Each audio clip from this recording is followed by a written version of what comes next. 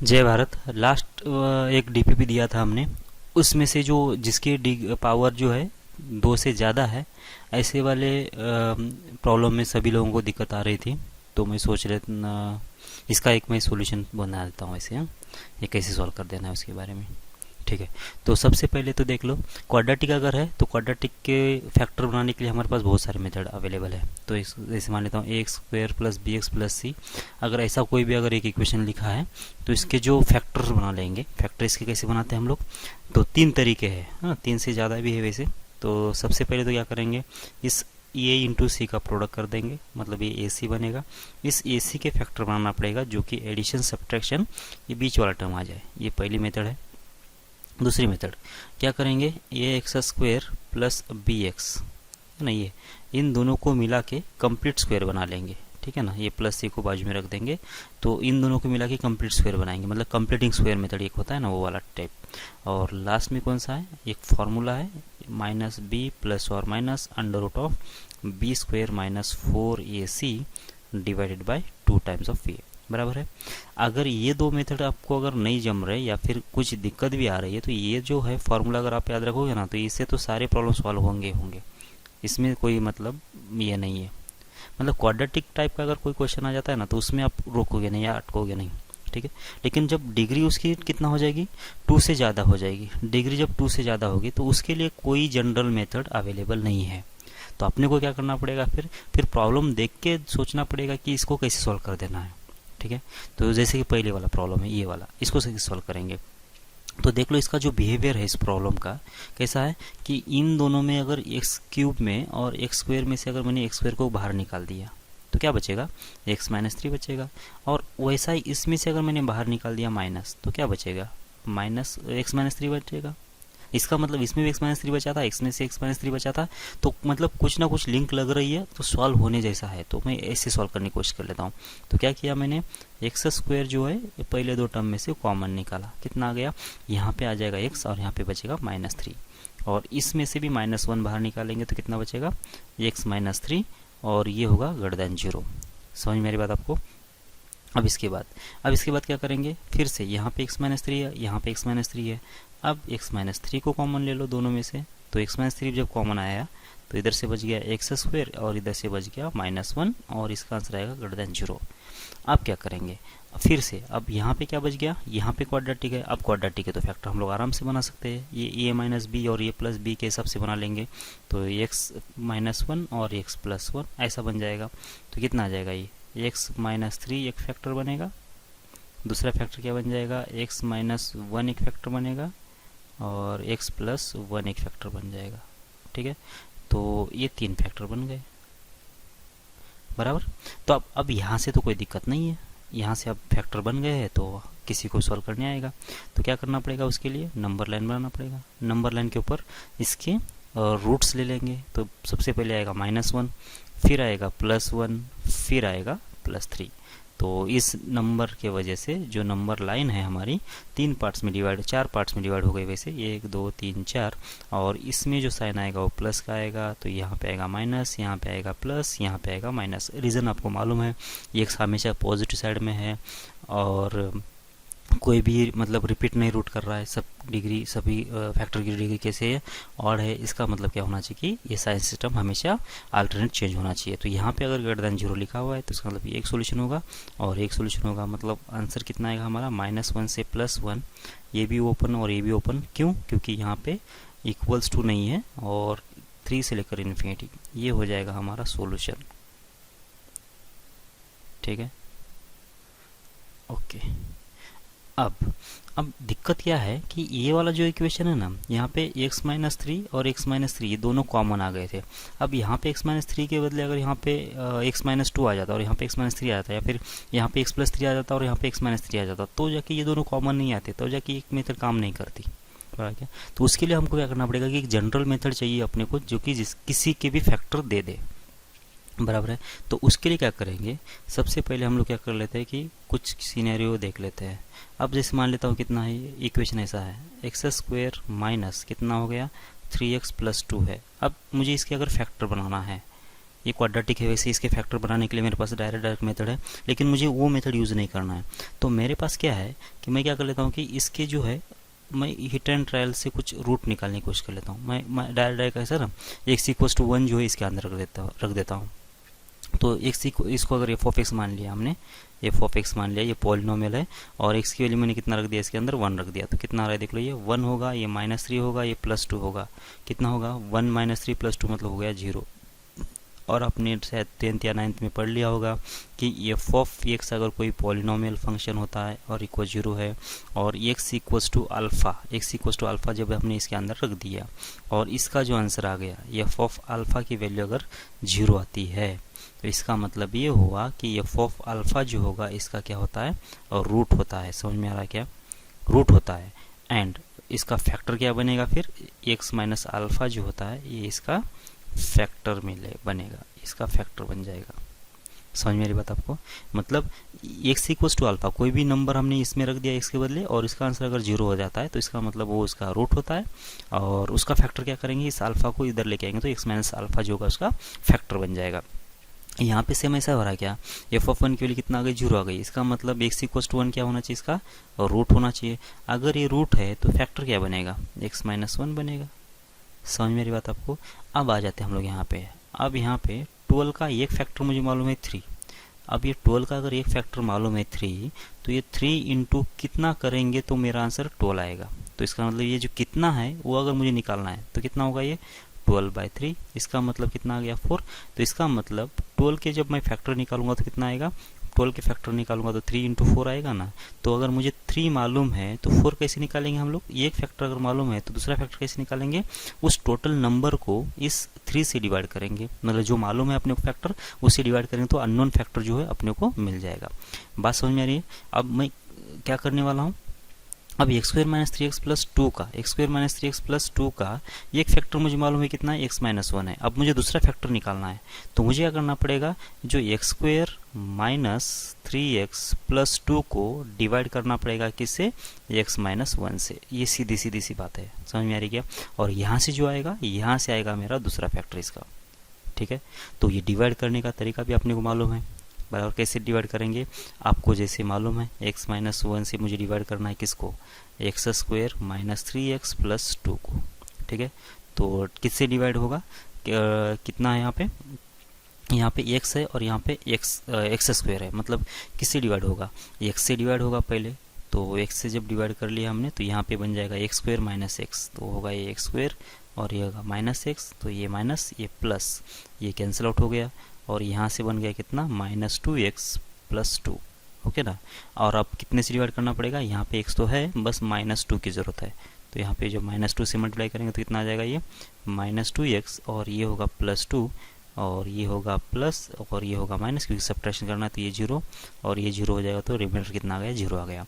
इसका मतलब x - 1 को x - 1 से x² - 3x + 2 को जब डिवाइड कर लेंगे तो ये आ जाएगा डिवीजन, मतलब ये होगा मेरा दूसरा फैक्टर x - 2।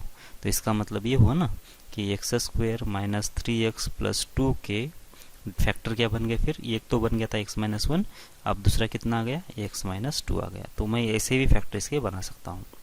ठीक है, तो अब इस वाले में क्या होगा, अब इसकी अगर डिग्री कितनी भी आने दो, अगर डिग्री इसकी अगर 10 है, ये जो इक्वेशन था एफ ऑफ एक्स अंदर जो इक्वेशन है इसका अगर डिग्री 10 है और मुझे इसका एक डिग्री अगर मालूम चल गया, मतलब एक फैक्टर अगर मालूम हो जाता है तो और मैं इससे अगर डिवाइड करूंगा तो रिमाइंडर जो आएगा उसका डिग्री कितना आ जाएगा, 9 आ जाएगा। मतलब इससे तो कम ही आएगा ना, यहाँ पे अगर 2 था तो यहाँ पे 1 आ गया, इसका मतलब यहाँ पे अगर 10 होगा तो कितना आ जाएगा, 9 आ जाएगा।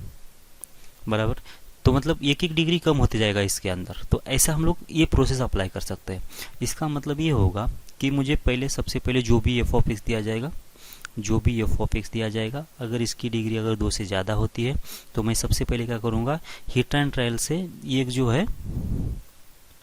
है फैक्टर बना लूँगा। बराबर, एक फैक्टर हिट एंड ट्रायल से बना लूँगा। एक फैक्टर हिट एंड ट्रायल से अगर बनने के बाद दूसरे फैक्टर कैसे निकालेंगे, तो हम लोग क्या करेंगे कि ये अगर मुझे इसका रूट अगर मिल गया है तो x - अल्फ़ा से इस इक्वेशन को डिवाइड कर देंगे। इस इक्वेशन को डिवाइड करने के बाद अगर मान लेता हूँ एफ ऑफ एक्स की जो डिग्री थी, डिग्री मतलब जो हाईएस्ट टर्म था इसके अंदर, मान लेता हूँ कितना 5 था, तो जब x मान लेता हूँ कितना है 3 ऐसा ना, तो जब एक्स माइनस अल्फा से जब इसको डिवाइड करेंगे एफ ऑफ एक्स को, तो इसका डिग्री जो बनेगा डिवीजन का कितना आ जाएगा, वो आ जाएगा 2। और 2 का मुझे क्वाड्रेटिक में अगर कन्वर्ट हो गया तो क्वाड्रेटिक का तो मुझे क्या है, डायरेक्ट उसके फैक्टर बना सकते हैं ना हम लोग, सही है क्या। तो इसका मतलब मुझे क्या करना पड़ेगा, एक एक एक फैक्टर को निकालते जाना पड़ेगा। तो एक फैक्टर जैसे मिल गया तो उसको डिवाइड कर देंगे, तो जो बच गया इक्वेशन वो निकालेंगे, फिर उसको उसके अंदर रख के देख लेंगे एक आध वैल्यू, उसका भी फैक्टर अगर मिल जाता है तो उसका भी उससे भी उसको डिवाइड कर देंगे, ऐसा। तो ये रिकर्सिवली करते जाएंगे, ठीक है, ओके। तो ये आपको अगर समझ में आ रहा है, तो इसमें तो क्वाड्रेटिक में तो इसकी ज़रूरत नहीं थी वैसे, लेकिन अगर हायर इक्वेशंस आ जाते हैं, जैसे कि मान लेता हूँ कौन सा अभी का जो इक्वेशन था, x cube minus 3x square, और कितना था ये, माइनस था 3x और प्लस था कितना, शायद माइनस 3x नहीं था, माइनस सिर्फ x था, और प्लस कितना था ये 3, और ऐसा कोई इक्वेशन है। अब यहाँ पे देख लेते हैं, यहाँ पे मुझे क्या करना पड़ेगा, फिर से एक हीट एंड ट्रायल से एक रूट निकालना पड़ेगा। तो क्या रूट निकालेंगे, अब मेरे पास जो है ना, हीट एंड ट्रायल से अगर जाना है तो बहुत सारे नंबर्स मेरे पास अवेलेबल है इसके, बहुत सारे नंबर्स, मतलब कौन सा नंबर रखे। देखो ये नंबर रखने के लिए भी मतलब ज़्यादा सोचने की ज़रूरत नहीं है। आपके जेडब्ल्यू के सिलेबस में इतने कॉम्प्लेक्स इक्वेशंस आएंगे ही नहीं कि जिसके रूट्स जो है रूट में आ जाए, या फिर बहुत ही कॉम्प्लेक्स इरेशनल आ जाए। ऐसे अपने को सीधा सीधा 1 को, -1 को, 2 को, -2 को, 0 को, 3 को, -3 को, ऐसे ही नंबर को ट्राई करते जाना है। इसी से आपका सोल्यूशन निकल जाएगा, इससे बाहर तो जाने की ज़रूरत ही नहीं है। हाँ, बाहर जाने की कब ज़रूरत है वो भी अपने को पता चलेगा। देखो ना, जब ये इक्वेशन है, यहाँ पे एक्स क्यूब है, उसका कोएफिशिएंट 1 है, एक्स स्क्वायर है, उसका कोएफिशिएंट कितना -3 है, एक्स का कोएफिशिएंट कितना -1 है, और कांस्टेंट कितना है 3 है। इसका मतलब अगर इसके कोएफिशिएंट्स इतने छोटे छोटे हैं तो रूट भी छोटा होना चाहिए ना, समझ में आ रही है बात आपको। तो अगर इसके कोएफिशिएंट इतने छोटे हैं तो इसके रूट्स भी छोटे ही होंगे, बड़े नहीं होंगे, बराबर है क्या। तो अगर मुझे दिखा कि कहीं पे कोएफिशिएंट अगर ज़्यादा है तो शायद उस वाले केस में एक आध फैक्टर बढ़ा आ सकता है, तो लेकिन अपने को उस बड़े फैक्टर को सोचना ही नहीं है। हमेशा आपको क्या करना है, 1 -1 2 -2 0 3 -3 यहाँ तक। कभी कभी क्या होता है कि 5 और -5 को भी ट्राई करना होता है, और ये 5 और -5 को कब ट्राई करेंगे, या कभी कभी 10 एंड -10 को भी ट्राई करना होता है। तो ये कब ट्राई करेंगे, अगर मुझे दिखता है कि यहाँ पे कोई भी 25 5 के अगर लास्ट टर्म, अगर 5 के टर्म में अगर दिख जाती है, इसका मतलब क्या होगा कि शायद उसमें कोई 5 फैक्टर हो सकता है। यहाँ पे तो 5 हो ही नहीं सकता, इसका ये ऑफ एक्स का जो फैक्टर है 5 आ ही नहीं सकता, मतलब √5 आ ही नहीं सकता। क्यों नहीं, क्योंकि जब इसका एक्स का क्यूब करेंगे तो 125 आएगा, तो ये 5 को कैंसिल करने के लिए यहाँ पे कहीं ना कहीं 5 होना चाहिए ना, वो तो है नहीं इसके अंदर। हाँ, भले इसमें x² से भी आ जाएगा, यहाँ से भी x से आएगा, लेकिन ये 3 बार आएगा, बराबर क्या, 3 बार तो कैंसिल नहीं होगा ना, भले ये दोनों कैंसिल हो जाएंगे तो ये तो बच जाएगा ना इधर से। मतलब ऐसा आपने को हिंट मिल जाएगा कि कौन सा इसका रूट होना चाहिए। ओके, तो अब जो मैं अभी बोल रहा हूँ वैसे ट्राई करते हैं। अब सबसे पहले कर लेते हैं x=0 को ट्राई करेंगे क्या, बिल्कुल नहीं करेंगे। क्यों नहीं करेंगे, अगर x=0 इसका रूट होने के लिए ये कांस्टेंट वाली टर्म है ना, वो उसके अंदर नहीं होना चाहिए था।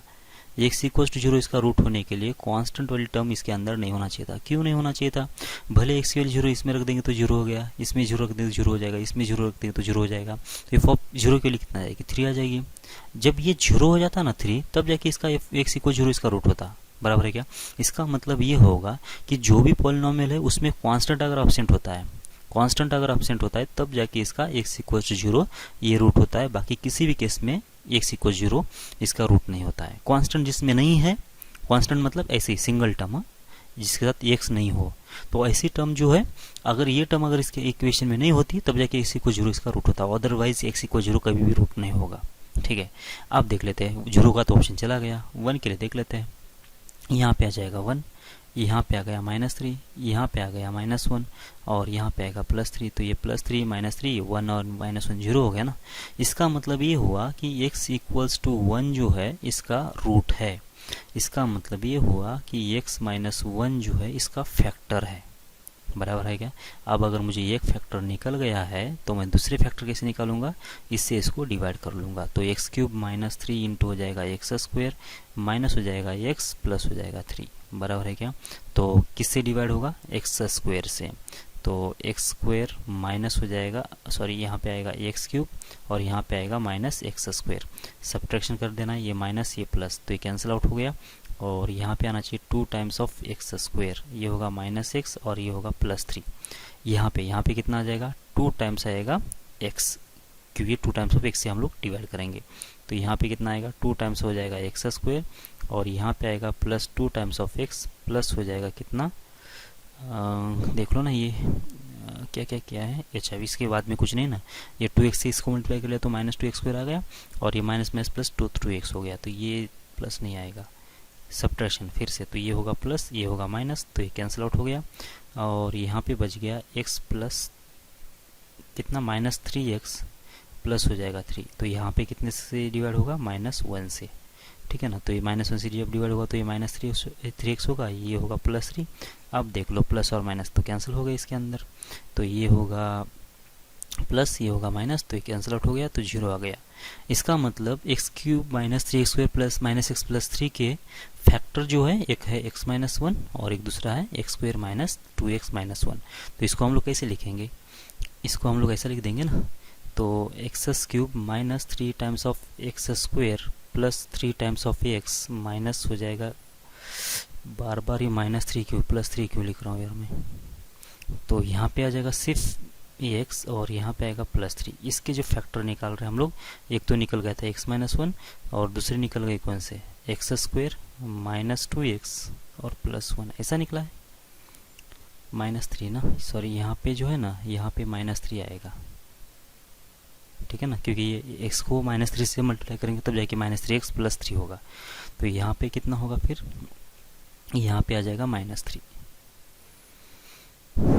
यहाँ पे होना चाहिए -3, ठीक है, ओके।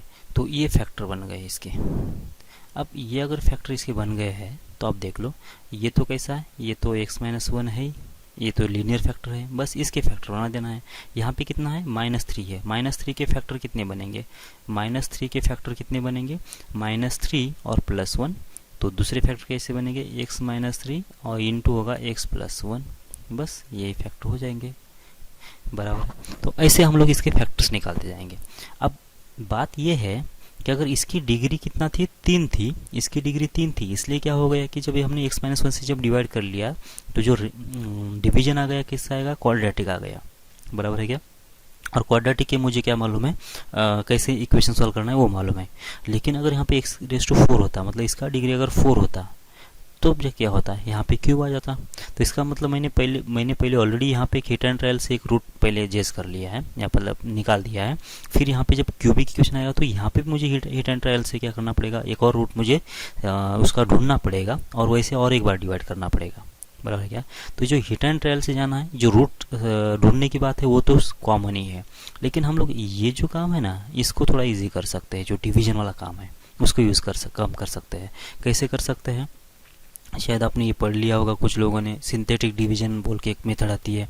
तो उसमें क्या होता है कि ऐसा एक मतलब मैट्रिक्स बनाना होता है ऐसे, ठीक है, और यहाँ पे जैसे अभी इसी इक्वेशन की बात कर लेते हैं, पहला वाला x² -2x -3x था शायद और +2, ये पहला इक्वेशन था, बराबर। तो हीट एंड ट्रायल से हमने क्या किया कि इसका एक रूट जो है 1 है, ऐसा हमने दिखा दिया, मतलब बना दिया।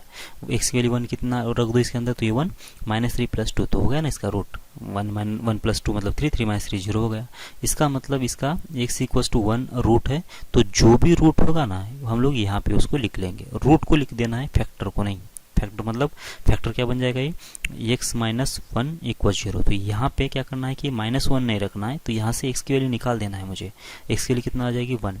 तो जो 1 वैल्यू है हम लोग यहाँ पे रखेंगे, मतलब यहाँ पे रूट लिखेंगे उसका, उस इक्वेशन का, मतलब ये जो फैक्टर है उसकी वैल्यू निकालेंगे और वो वैल्यू यहाँ पे रख देंगे। ये 1 यहाँ पे लिख दिया। अब यहाँ से मुझे x जो है उसमें से रिमूव कर देना है, और उसके जो कोएफिशिएंट्स है डिक्रीजिंग ऑर्डर में यहाँ पे लिख देना है। डिक्रीजिंग ऑर्डर में मुझे क्या लिख देना है, वहाँ पे उसकी लिस्ट लिखना है। तो यहाँ पे x², इसका मैक्सिमम डिग्री कितना है, 2 है, तो उसका जो कोएफिशिएंट कितना है, बाय डिफॉल्ट कितना, कुछ भी नहीं, मतलब 1 होगा। x² का कोएफिशिएंट कितना हो गया, 1 हो गया। अब x² के बाद कौन सी टर्म आना चाहिए, x आना चाहिए। इसमें x की टर्म है क्या, है, तो उसका कोएफिशिएंट कितना है, ये हो जाएगा -3, ठीक है। अब कौन, इसके बाद x के बाद कोई इसका बारी आएगी, x का पावर 1 है, 1 के बाद कितना आता है, 0 आता है। और ये कांस्टेंट मतलब क्या होता है कि इसमें बाय डिफॉल्ट x का पावर 0 लिखा जाता है, कांस्टेंट का मतलब कितना होता है कि 2 इंटू एक्स का पावर जीरो है, क्योंकि किसी भी नंबर का पावर जीरो करें तो आंसर 1 आता है ना, तो एक्स का पावर जीरो मतलब कितना हो जाएगा, 1 हो गया। मतलब ये बाय डिफॉल्ट यहाँ पे लिखा गया है, लेकिन हमको समझ में नहीं आ रहा है। तो ओके, तो इसके बाद कितना आएगा फिर, एक्स इज टू जीरो का कोएफिशिएंट, मतलब इस कांस्टेंट जो कितना यहाँ पे कितना है 2 है, बराबर। अब क्या करेंगे, अब ये जो टर्म है ये 1 हाईएस्ट पावर, फिर उसके बाद का पावर, फिर उसके बाद का पावर। अगर समझो मान लेता हूँ यहाँ पे एक्स स्क्वायर है और यहाँ पे एक्स का टर्म नहीं होता, तो मैं क्या कर लेता, उसके बदले क्या लिख देता, यहाँ पे जीरो लिख देता। ओके, तो अब इसके बाद क्या करना है, जैसे हमने कोएफिशिएंट लिख लिया ना, तो अब आगे की प्रोसेस क्या है, तो आगे क्या करना है उसके बारे में बोल देता हूँ अभी। जैसे कि अब क्या करेंगे, अब इससे इसको डिवाइड करना है, तो क्या करना होता है कि जो पहला वाला नंबर है उसको जैसे के वैसे नीचे लेके आना होता है, और यहाँ पे जैसे के वैसे नीचे लिख लिया। अब क्या करेंगे, यहाँ पे जो भी नंबर लिख लिया है हमने, मतलब पहले वाला जैसे वैसे नंबर लिखा ना, इसका और इसका मल्टीप्लिकेशन करेंगे, कितना आ गया 1 इंटू 1, ये लिख देंगे हम लोग यहाँ पे, ठीक है, यहाँ पे लिख दिया, इन दोनों का प्रोडक्ट यहाँ पे लिख दिया।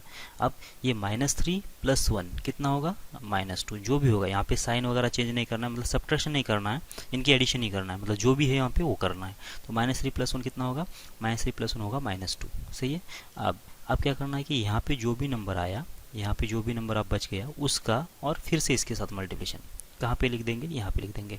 तो -2 इंटू कितना होगा 1, कितना हो गया -2 हो गया। तो 2 - 2 कितना होना चाहिए, ये तो हो जाएगा 0। 2 - 2 कितना हो गया 0। ये जो लास्ट वाला जो नंबर आता है ना, ये होता है इसका रिमाइंडर, ये होता है इसका रिमाइंडर, ठीक है। और इसमें कितना है 0 अगर है, इसका मतलब x - 1 इसका फैक्टर है, बराबर ना। और यहाँ पे जो लिखा गया है ये मेरा क्या है, डिवीजन है, ये होगा क्या मेरा डिवीजन, ठीक है ना। तो अब इस डिवीजन को, ये तो किसके टर्म में है, कोएफिशिएंट के टर्म में है, मुझे क्या करना पड़ेगा, अब इसको मुझे लिख देना इसको इक्वेशन के फॉर्म में। तो सबसे स्टार्ट करेंगे यहाँ से, और ये सबसे लास्ट टर्म है, और लास्ट टर्म हमने यहाँ पे क्या लिखा था कि कांस्टेंट लिखा था, इसका मतलब यहाँ पे अब कांस्टेंट क्या बनेगा 2 बनेगा। अब इसके बाद ये कांस्टेंट है, तो ये किसका टर्म, ये किसका कोएफिशिएंट होना चाहिए, ये होना चाहिए x का कोएफिशिएंट, तो ये हो जाएगा x। तो ये बन गया x - 2 दूसरा फैक्टर। पहला फैक्टर क्या था, यहाँ पे इसका रूट अगर मुझे मालूम है तो इस रूट को कंपेयर करो 1 के साथ, इस 1 को इस साइड लेके जाओ, तो कितना हो जाएगा ये x - 1 और इक्वल्स टू 0। तो ये हो गया मेरा पहला फैक्टर, और ये डिवीजन से जो आया वो आया दूसरा फैक्टर। बस ये होता है सिंथेटिक डिवीजन, ठीक है। ये किसके बराबर है, x² - 3x + 2 के फैक्टर्स है। अब ये मेथड सभी के लिए एप्लीकेबल है क्या, आइए उसको देख लेते हैं। अभी हमने जो दूसरा प्रॉब्लम सॉल्व किया था, क्या था उसके अंदर, fx इक्वल्स टू था ये x³ - 3x² माइनस था, हाँ, -x + 3 ये था। अब यहाँ से भी देख लेते हैं, हीट एंड ट्रायल से अपने को ये एक रूट इसका ढूंढना है। जैसे कि मैंने बोला कि यहाँ पे जो कोएफिशिएंट्स है वो बहुत छोटे छोटे दिख रहे हैं, मतलब 1 2 3 1 2 3 ऐसा ही छोटे छोटे है। इसका मतलब इसका एक रूट जो होगा वो भी छोटा होना चाहिए। तो मैं ट्राई कर लेता हूँ x = 1 के लिए। तो ये ऑफ 1 की वैल्यू कितना आ रही है देख लो, ये 1 -3, ये -1 और +3 कितना हो गया 0 हो गया ना। ये इसका मतलब क्या होगा कि x = 1 इसका क्या है रूट है, बराबर। तो इसका मतलब क्या होगा कि अब हमको क्या करना है कि इस फैक्टर को, कौन से फैक्टर को, x - 1 को इसमें से रिमूव कर देना है। अगर x - 1 को अगर रिमूव कर देना है तो कैसे रिमूव करेंगे, तो यहाँ पे इसका रूट रखना पड़ेगा। उस x - 1 का रूट कितना आया 1। अब इसके बाद क्या करना पड़ेगा, इसके कोएफिशिएंट कितने हैं, x³ का कोएफिशिएंट कितना आ जाएगा +1 आ जाएगा।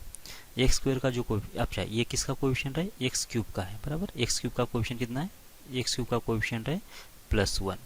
क्यूब के बाद किसकी बारी आएगी, स्क्वायर की। तो स्क्वायर का कोएफिशिएंट कितना है -3 है, बराबर।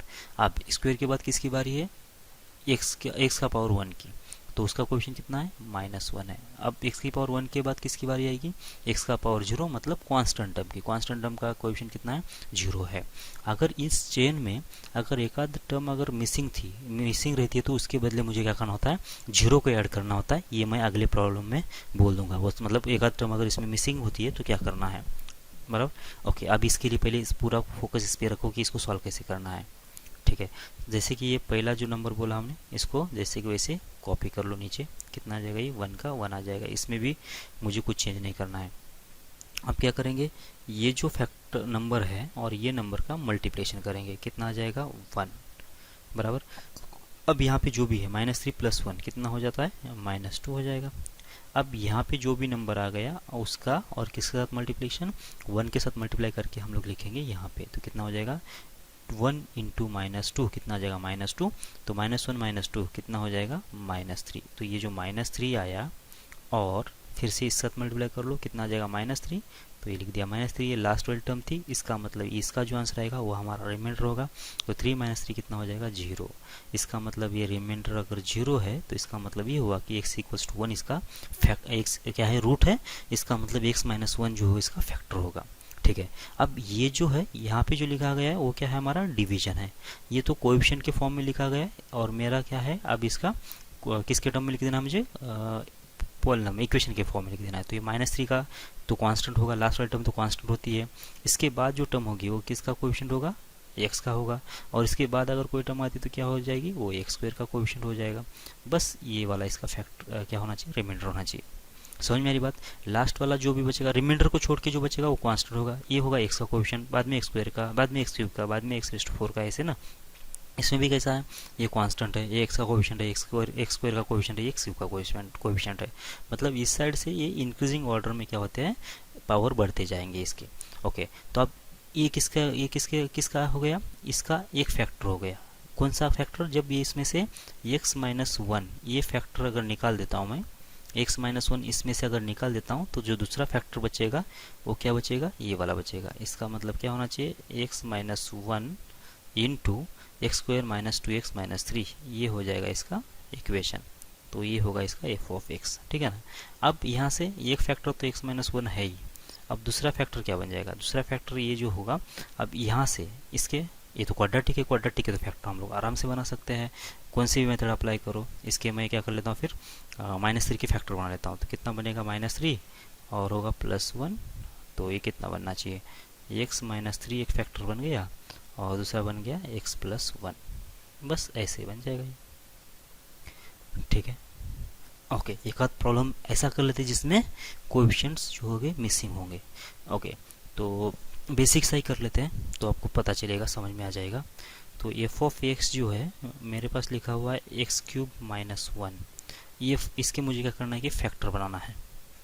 तो जब इसके फैक्टर बनाना है तो तरीका क्या है कि पहले तो क्वाड्रेटिक है, देख लो क्वाड्रेटिक अगर नहीं है तो इससे अगर ज़्यादा है तो हम लोग क्या करेंगे, हिट एंड ट्रायल से इसका एक रूट बना लेंगे। तो कोएफिशिएंट जो है बहुत ही छोटे छोटे दिख रहे हैं, मतलब 1 - 1 दिख रहे हैं, इसलिए मैं क्या कर रहा हूँ कि x = 1 इसमें रख देता हूँ। तो f(1) कितना हो जाएगा, ये 1³ - 1 कितना आ जाएगा, 0 आ जाएगा। मतलब f(x = 1) जो इसका फैक्टर रूट है, मतलब क्या होना चाहिए कि x - 1 जो होगा इसका एक फैक्टर होना चाहिए। डिग्री अगर 3 है तो ज़्यादा और कितने आएंगे फैक्टर, फिर और फैक्टर 2 फैक्टर इसमें अवेलेबल होना चाहिए, कि जितनी डिग्री होती है उतने इसके लीनियर फैक्टर्स बनना चाहिए, ठीक है। तो ये हो गया x = 1, तो इसका रूट मैंने यहाँ पे ले लिया। इसके बाद यहाँ पे कोएफिशिएंट किसके आएंगे, पॉलिनोमियल के। तो यहाँ पे कितना x³ है, x³ मतलब मैक्सिमम डिग्री है, तो उसका कोएफिशिएंट कितना आ जाएगा, 1 आ जाएगा। x³ के बाद किसकी बारी आ जाएगी, x² की। क्या इसमें x² है, क्या नहीं है, तो इसका मतलब अगर नहीं है तो इसको छोड़ना नहीं है, मतलब इग्नोर नहीं करना है। उसके बदले क्या आ जाएगा, कुछ भी नहीं, मतलब क्या है कि उसके बदले कितना आएगा, 0 आएगा। मतलब अगर मुझे इसको डिक्रीजिंग टर्म में लिख देना है डिग्री के, तो इसका जो इक्वेशन होगा कैसे होगा, x³ + 0 × x² + 0 × x - 1, ऐसा मतलब पूरा ऐसा इक्वेशन बन जाएगा ये, अगर मुझे सारे डिग्रीज अगर लिख देना है तो। क्योंकि x² नहीं है मतलब क्या, इसके अंदर x² नहीं मतलब उसका कोएफिशिएंट 0 होना चाहिए। तो ये जो x² का जो कोएफिशिएंट है मुझे 0 यहाँ पे लेना पड़ेगा, ये बात समझने में लेना पड़ेगा। अगर अपने 0 मिस कर दिया तो उसका मतलब आपका गलत हो जाएगा, ठीक है।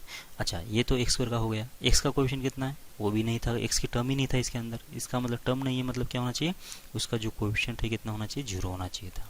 और कांस्टेंट कितना है, x के बाद कांस्टेंट आएगा और कांस्टेंट कितना है, 1 के बराबर है। अच्छा, प्रोसेस क्या है, पहले टर्म को जैसे कि वैसे लिख दिया, 1 × 1 कितना आ जाएगा, 1। तो 0 + 1 कितना हो जाएगा, फिर से 1 होगा। 1 × 1 कितना, फिर से 1 होगा। 0 + 1 1 ही होना चाहिए। 1 × 1 कितना आ जाएगा, 1। और ये लास्ट वाली टर्म है, तो लास्ट वाले का जो टर्म का जो आंसर आता है वो होता है रिमाइंडर। तो ये हो गया हमारा रिमाइंडर। और यहाँ से क्या आ जाएगा हमारा, यहाँ से आ जाएगा हमारा डिवीजन। और ये कांस्टेंट तो वैसे ही रहेगा सिंगल। इसके बाद ये होगा x का कोएफिशिएंट और ये होगा x स्क्वायर का कोएफिशिएंट। ठीक है, कांस्टेंट जैसे कि वैसे, x का कोएफिशिएंट 1, ये होगा x का कोएफिशिएंट और ये होगा x स्क्वायर का कोएफिशिएंट। ये हो गया, ये x माइनस 1 इस फैक्टर से इसको जब डिवाइड कर लेंगे हम लोग, मतलब इसको डिवाइड करेंगे तब जाके ये डिवीजन आ गया। तो इसका मतलब ये हुआ कि x माइनस क्यूब को अगर मुझे x क्यूब माइनस 1 को अगर लिख देना है तो मैं ऐसा लिख दूंगा, पहला फैक्टर कितना आ गया, x माइनस 1 आ गया, दूसरा फैक्टर क्या आ जाएगा, x square plus x plus 1 ऐसा आ जाएगा। अब देख लेते हैं, ये जो है ये तो क्वाड्रेटिक है, इसके फैक्टर बनाना आसान है। कैसे बनाएंगे, इस 1 के फैक्टर बना देंगे जो कि एडिशन सब्ट्रैक्शन प्लस होना जाए, और ऐसे पॉसिबल मतलब डायरेक्ट पॉसिबल नहीं दिख रहे, इसलिए मैंने क्या किया कि इसका B square minus 4 AC check कर लिया। कितना आ जाएगा, ये 1 ये 4, 1 इंटू 1 मतलब हो जाएगा 4 ही, तो इसका आंसर आ गया -3। जब इसका आंसर -3 आया हुआ है, इसका मतलब इसके कोई रियल फैक्टर पॉसिबल है नहीं, तो बस इसके अब इसके फर्दर फैक्टर नहीं बनेंगे, यही इसका फाइनल आंसर हो जाएगा। तो आपको समझ में आ रहा है क्या, ये देख लो ये, ठीक है, ये समझ में आना बहुत ज़रूरी है क्योंकि इससे बहुत कॉम्प्लेक्स प्रॉब्लम इजी पड़ेंगे, नहीं तो आप डिवाइड करते बैठे हो तो नहीं चलेगा। ठीक है, तो ये तो क्वेश्चन हो गया। अब देख लेते हैं दूसरा वाला, एक्स क्यूब है, एक्स टू 4 है, 3x क्यूब है, x square plus 3x minus 2, लिखना ही पड़ेगा इसको। चलो, x to 4 minus 3x cube यहाँ पे लिख लेता हूँ मैं, x to 4 minus 3x cube, 3x cube था 2x क्यूब था, 3x cube, okay, x square 3x minus 2, x square plus 3x minus 2, ऐसा ही है क्या, ओके। और गर्दन और इक्वल 0 था, गर्दन और इक्वल 0, ये था सेकंड प्रॉब्लम अभी। ठीक है, फिर से दोबारा क्या करेंगे, हिट एंड ट्रायल से, हिट एंड ट्रायल से हम लोग क्या करेंगे, हिट एंड ट्रायल से हमारे सबसे पहले एक रूट निकाल लेते हैं, हिट एंड ट्रायल से एक रूट निकाल लेते हैं।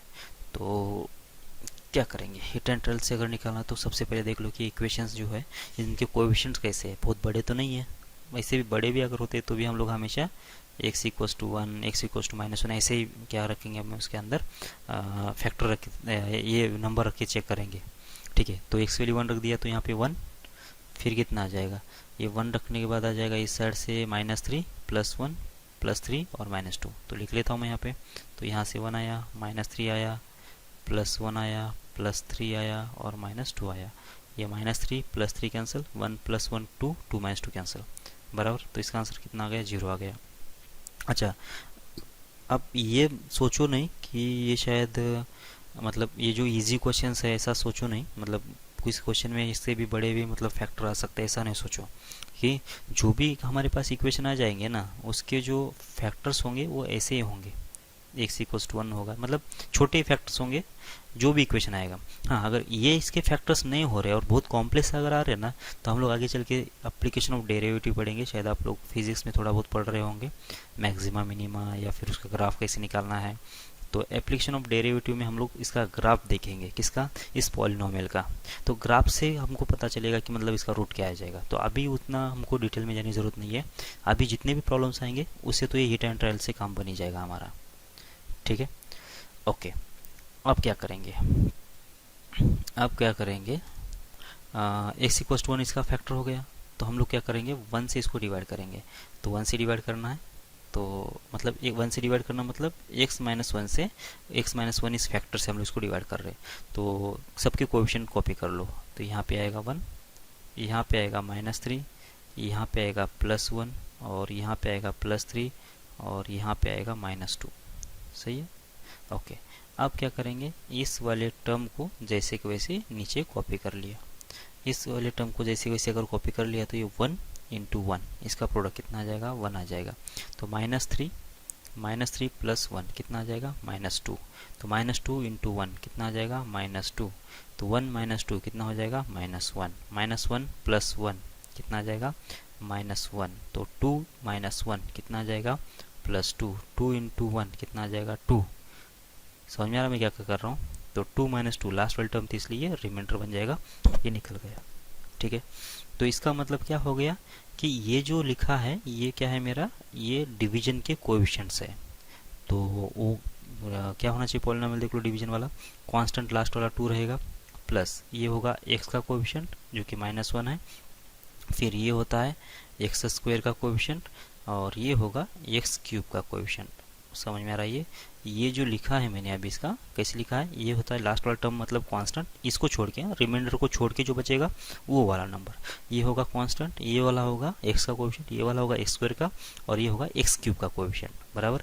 तो इसका मतलब इस इक्वेशन में से एक्स, इसमें से कितना निकाल दिया मैंने, अगर x-1 ये फैक्टर अगर निकाल देता हूँ तो जो क्यूबिक इक्वेशन बनेगा वो कितना बनेगा, इतना बचेगा। ठीक है, ओके। अभी भी देख लेते हैं, अब इक्वेशन कैसा बन गया है, अब इक्वेशन बन गया है x cube minus 2 times of x square minus x plus 2। ठीक है ना, ऐसा। अब ये क्यूबिक इक्वेशन है, क्यूबिक इक्वेशन का भी कोई मेरे पास जनरल तरीका नहीं है सॉल्व करने का, तो भी क्या करना पड़ेगा, अभी भी हिट एंड ट्रायल से एक और रूट निकालना पड़ेगा। फिर से वही कर लेते हैं, एक्स की वैल्यू 1 रख के देख लेते हैं सेटिस्फाइड हो रहा है नहीं हो रहा है, अगर नहीं हो रहा है तो हम लोग दूसरे नंबर के लिए देख लेंगे। तो 1 पे कितना आ जाएगा, ये देख लो 1 बना, ये होगा 2 और ये होगा -1, ये होगा +2। तो फिर से देख लो, ये 2 और ये 2 कैंसिल, -1 कैंसिल, तो 0 फिर से आ गया। इसका मतलब ये हुआ कि x = 1, अभी भी एक और बार इसका रूट है, तो फिर से एक और बार निकाल लेते हैं इसमें से। तो क्या करेंगे, ये होगा 1 से हमको फिर से एक बार डिवाइड करना पड़ेगा।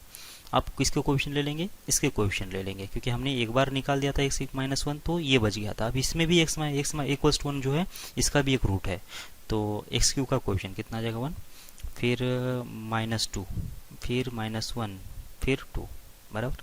तो ये 1 को जैसे कि वैसे 1 × 1 कितना आ जाएगा 1, तो इधर से आएगा -1, -1 × 1 कितना आ जाएगा -1, तो -1 कितना आ जाएगा -2, तो -2 हो जाएगा कितना, ये -2 + 2 हो जाएगा 0। बस ये रिमाइंडर हो गया इसका, और यहाँ से मेरा क्या बन गया, डिवीजन बन गया x-1 से डिवाइड करने के बाद। फिर से वही बात, ये होगा एक्स स्क्वायर का कोएफिशिएंट कितना है 1 है, -x और -2 हो जाएगा, क्योंकि ये है कांस्टेंट, ये है x का कोएफिशिएंट, ये है एक्स स्क्वायर का कोएफिशिएंट। तो ये टर्म, ये क्या बन गया, डिवीजन बच गया। ओके, तो हमारा जो इक्वेशन था ना, अब क्या क्या हो गया है, इक्वेशन में से हमने पहले x-1 निकाल दिया, तो क्या बच गया था, क्यूबिक बच गया था। उसका भी क्या फैक्टर था, x-1 था, वो भी निकाल दिया, तो क्या बच गया था, क्वाड्रेटिक। वो क्वाड्रेटिक कितना था, x² - x -2। अब यहाँ से मुझे हिट एंड ट्रायल को जाने की ज़रूरत नहीं, यहाँ से अब हिट एंड ट्रायल को ज़रूरत नहीं पड़ेगी। क्यों नहीं पड़ेगी, क्योंकि अब यहाँ पे क्वाड्रेटिक अगर आ गया है ना, तो इसके मुझे फैक्टर मालूम है, क्या बनेंगे -2 और ये +1। ठीक है ना, तो यहाँ से अब मुझे डायरेक्ट मिल जाएगा, क्वाड्रेटिक तक लेके आना है बस अपने को। तो x-1 एक फैक्टर, x-1 एक फैक्टर, और x-2 एक फैक्टर होगा, और x+1 एक फैक्टर होगा। बस ये बन गया। अब इसका साइन देख लो कितना था, लेस देन था, ग्रेटर देन था, उसका हम लोग इनइक्वालिटी सॉल्व कर लेते हैं। तो क्या था, ग्रेटर देन और इक्वल्स टू 0 था। तो इसका मतलब इसका आंसर अगर ग्रेटर देन और इक्वल्स टू 0 है तो अब कोई ज़्यादा दिक्कत है नहीं, तो ये होगा नंबर लाइन। तो सबसे छोटा नंबर कौन सा है, -1 है, एक ही बार है। फिर कितना आएगा, +1 2 बार आएगा, तो ये E1 टाइम्स आ गया ना, E1 बार आ गया, और बाद में आएगा 2, तो ये एक इंटरवल, ये एक इंटरवल और एक इंटरवल। सबसे लास्ट वाले इंटरवल में आएगा प्लस का साइन। फिर 2 कितनी बार आया था, इसका पावर 1 ही है, मतलब ऑड बार है तो साइन चेंज करेगा। ये 1 जो है E1 बार आ गया तो साइन चेंज नहीं होगा, और -1 भी क्या है कि E1 ऑड बार आया था तो साइन चेंज हो जाएगा। इसका आंसर कितना है, ग्रेटर देन और इक्वल 0 है, मतलब पॉजिटिव कहाँ पे सोल्यूशन है, एक यहाँ पे है और एक यहाँ पे है। तो इसका सॉल्यूशन कितना आ जाएगा, -∞ से लेकर -1 तक के बीच में, और 2 से लेकर इन्फिनिटी के बीच में। तो ये ओपन और ये भी ओपन, ये होगा क्लोज और ये भी होगा क्लोज। ठीक है ना, ये इसका आंसर हो जाना चाहिए। लेकिन इसमें एक दिक्कत है, ये इतना आंसर नहीं आएगा, थोड़ा और भी वैल्यू आएगा, इसके आंसर आएंगे।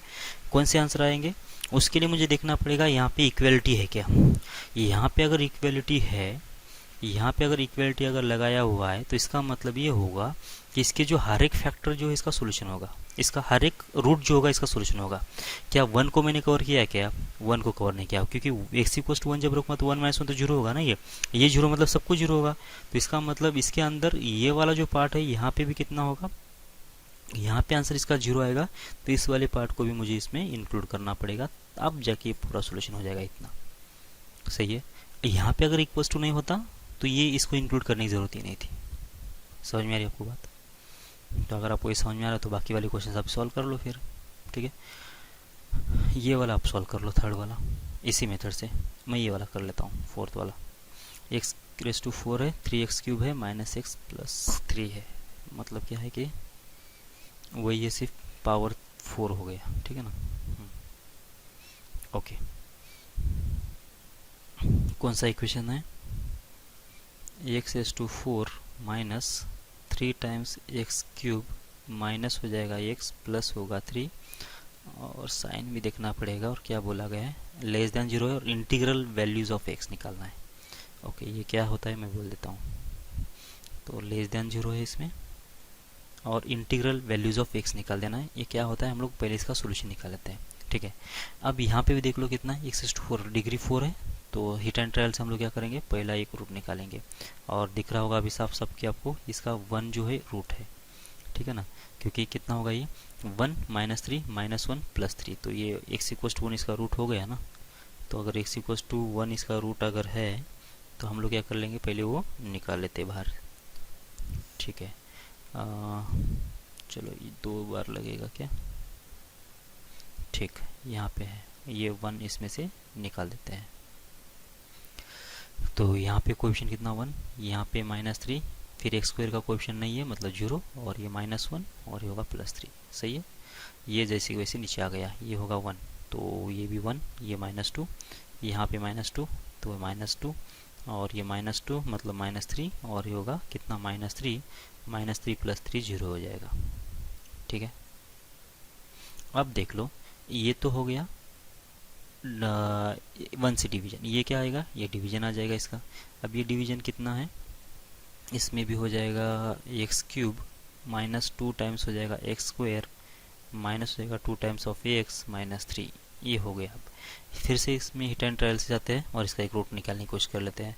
तो x=1 इसका रूट है क्या, 1 -2 -3 नहीं है, ये 0 के बराबर नहीं है, मतलब x की वैल्यू 1 इसका रूट नहीं है। क्या x=-1 इसका रूट है क्या, तो ये हो जाएगा -1, ये होगा -2, ये होगा +2, ये -3, तो ये भी इसका रूट नहीं है। तो कितना करेंगे, x की वैल्यू कितना 3 इसका रूट है क्या, तो कितना आ जाएगा। क्यों 2 के लिए क्यों नहीं जा रहा हूँ मैं, समझ में आ रहा है आपको? 2 के लिए इसलिए नहीं जा रहा हूँ क्योंकि यहाँ पे 3 लिखा हुआ है, क्योंकि 2 पे तो क्या होगा कि सारे टर्म से इवन बनेंगे, और यहाँ पे ऑड लिखा है तो इवन टर्म में से और टर्म जाते तो जरूरत होगा नहीं। इसलिए मैं क्या कर रहा हूँ कि 2 को अवॉइड करके 3 को जा रहा हूँ। मतलब ये आपको भी पता चलेगा कि कौन से नंबर्स रखना है, कौन से नंबर नहीं रखना है, थोड़ी प्रैक्टिस की ज़रूरत है। ओके, जब x की वैल्यू 3 रखेंगे तो कितना आ जाएगा, ये 27 आएगा, क्यूब करना है। फिर 9 × 2 18 हो जाएगा, फिर आएगा कितना 6, और आएगा -3, कितना हो गया देख लो। ये हो जाएगा 6 -3 मतलब हो जाएगा -6 -3 मतलब हो जाएगा -9 -18 -9 मतलब हो जाएगा 27, ये 0 हो गया। इसका मतलब x=3 अब इसका रूट है, बराबर है क्या। और मैंने पहले ही बोला है कि आपको ज़्यादा दूर जाने की ज़रूरत नहीं है, ये नज़दीक ही आपको मिल जाएगा रूट इसका। ओके, तो अब आपको रूट मिल गया है, तो अब क्या करो आप कि इसका ये भी वैल्यू यहाँ से हटा दो, ये भी वैल्यू यहाँ से निकाल के, मतलब 3 भी इसमें से हटा दो। तो कैसे करेंगे, कोएफिशिएंट लिख लो। x³ का कोएफिशिएंट कितना है 1, x² का कितना आ जाएगा -2, x का कितना है वो भी -2 है, और कांस्टेंट कितना है वो -3 है। तो ये 1 जैसे कि वैसे नीचे उतर गया। 3 × 1 कितना हो जाएगा +3, -2 + 3 कितना आ जाएगा 1, 1 × 3 कितना आ जाएगा 3, -2 + 3 कितना आ जाएगा 1, तो 1 × 3 कितना आएगा 3, तो ये हो गया 0। और ये बन गया हमारा डिवीजन। क्या बन गया ये बन जाएगा x² और x + 1, ये बन गया, सही है, ये बन गया इसका डिवीजन। ओके, अब पूरा जो इक्वेशन है यहाँ पे लिख लेते हैं हम लोग। अब इसके फैक्टर क्या क्या बन गए पता चल रहा है कि आपको। यहाँ से बन गया था एक √1 और एक रूट आया था 3, तो इसका मतलब ये होगा कि इसका फैक्टर बन जाएगा x - 1 और दूसरा बन जाएगा x - 3, बराबर है क्या, क्योंकि x= अगर 3 है तो ये 3 को इधर भेज दो तो x - 3 बन जाएगा। यहाँ पे x= अगर 1 है तो 1 को इधर भेज दो तो x - 1 बन जाएगा। और इतना करने के बाद लास्ट में रिमाइंडर कितना बच रहा है, इसका मतलब डिवीजन कितना आ रहा था, x² + x + 1 आ रहा था, x² + x + 1, तो ये रख दो यहाँ पे। अब कितना होगा ये x² + x प्लस 1 और इसका भी आंसर कितना है, लेस देन 0 है।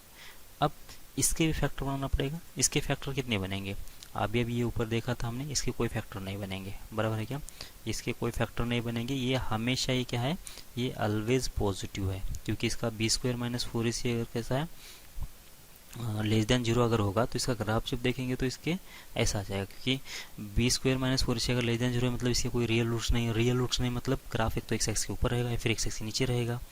अगर एक्स एक्स के ऊपर है तो इसका मतलब ऑलवेज पॉजिटिव, एक्स एक्स के नीचे मतलब ऑलवेज नेगेटिव। और यहाँ पे एक्स स्क्वायर का कोएफिशिएंट पॉजिटिव है मतलब क्या आना चाहिए, ग्राफ तो ऊपर ऊपर होना चाहिए, तो इसका मतलब ये हमेशा एक्स एक्स के ऊपर रहेगा, तब जाके इसका आंसर हमेशा कितना आएगा, पॉजिटिव आएगा। इसका मतलब अगर ये पॉजिटिव नंबर है तो इनइक्वालिटी के ऊपर इसका कोई असर नहीं पड़ेगा, तो इसका मतलब इसको हम लोग इस साइड पे लेके जाके इसको 0 कर सकते हैं। तो इनइक्वालिटी कितना बच गया हमारी, इनइक्वालिटी बच गई सिर्फ x माइनस 1 इंटू कितना, x माइनस 3 और लेस देन 0।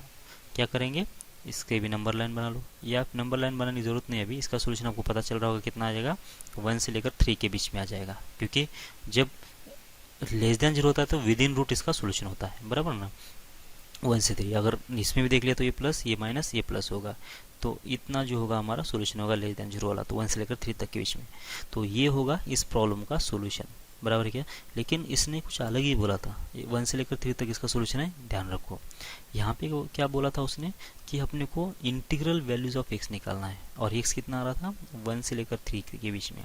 तो 1 से लेकर 3 के बीच में कितने इंटीग्रल, इंटीग्रल मतलब इंटीजर्स है, तो ये है 1 और ये है 3।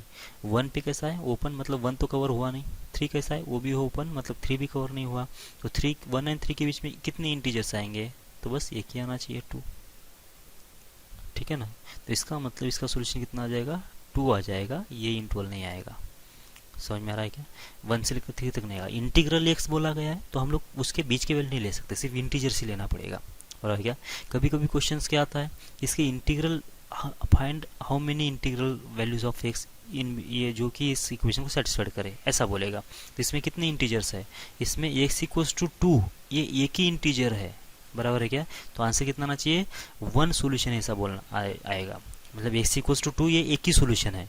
अगर मान लेता यहाँ पे 1 से लेकर अगर 4 तक इंटरवल होता तो 2 एंड 3 दो इसके अंदर आ जाते, मतलब उसके उस वाले केस में कितना सोल्यूशन है, 2 इंटीग्रल वैल्यूज है जो कि इस इक्वेशन को सेटिस्फाइड करते हैं, तो आंसर कितना आ जाता, 2 आ जाता। समझ में आ रही बात आपको। तो बाकी जो थर्ड वाला क्वेश्चन बाकी है वो सॉल्व कर लो। जय भारत, अगली वाली क्लास में मिलते हैं।